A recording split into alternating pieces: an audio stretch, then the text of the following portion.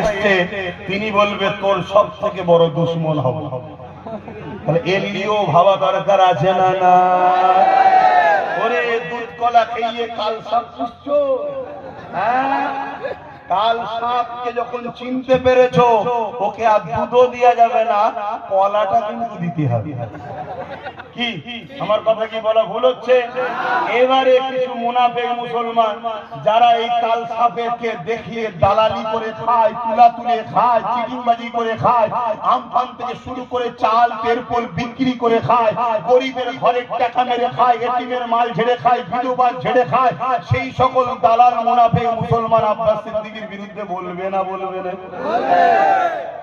আবার কিছু ইমাম মলি সাহেব আছে যারা বেচারি হয়তো বলতে চাই না, পিছনে হয়তো বন্দুক ঠেকিয়ে রেখেছে, বল সে বেচারি আব্বাস সিদ্দিকী ভুল বলছে। কেন বলার ধরন দেখলেও তো বোঝা যায় রে যে ভাইটা ভয়ে ভয়ে বলে। তাই আমি আপনাদের বলবো, উলামাদের বিরুদ্ধে রিয়াকশন আপনারা আম মানুষ দেবেন না। কারণ আম মানুষ উলামাদের বিরুদ্ধে রিয়াকশন দিলে মূলত ইসলামের ক্ষতি হবে। এইটাকে নিয়ে অন্য ধর্মের যারা ইসলামকে অপছন্দ করে, এইটাকে নিয়ে ওরা মজা নেবে। শুনছেন তো?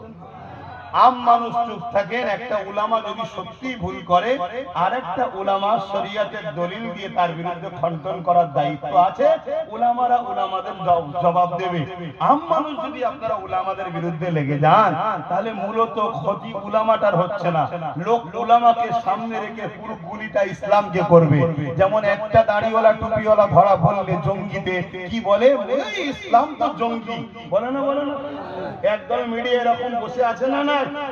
কিন্তু আমরা ওই দলের লোক নয় যে দুটো পুলিশ ঘুষ খাই বলে পুলিশ জাতিকে ঘুষখোর বলবো, এই বলেন নাকি? না, আমরা বলি না, যে ঘুষ খায় সে ভুল, পুরো জাতিকে আমরা দোষী করি না। ঠিক তেমনই কোন ধর্মের লোক যদি একটা দুটো ভুল করে, তার জন্য পুরো ধর্মের উপরে আঘাত দিয়ে আমরা কথা বলি না। কিন্তু আমাদের উপরে বারবার বলা হয়, বারবার বলা হয়, আরে বলে বলে বলে বলে হাঁপিয়ে যাবে। মনে রাখবে, খুশবু শিশির মধ্যে থাকলে খুশবু অতটা পাওয়া যায় না। যত তাকে খুলবে, ছিঁড়াছিঁড়ি করবে, লাড়ালাড়ি করবে, তার খুশবু চতুর্দিকে যাবে। আমার নবী যখন আম্মাজান আমেনা হুজুরের পাক পবিত্র রেহেমে ছিল না, আম্মাজান আমেনা হুজুরের শরীর থেকে একটা খুশবু বেরোতো, যে খুশবু পুরো মক্কার লোকেদের নাকে নাকে পৌঁছাতো। জোরে বলুন সুবহানাল্লাহ। আমার নবী পাকের শ্বশুর, আমার নবী পাকের দাদা যান হযরত আব্দুল মুত্তালিব হুজুর একদিন তিনার পরিবার অর্থাৎ রাসূল পাক সাল্লাল্লাহু আলাইহি ওয়াসাল্লামের দাদি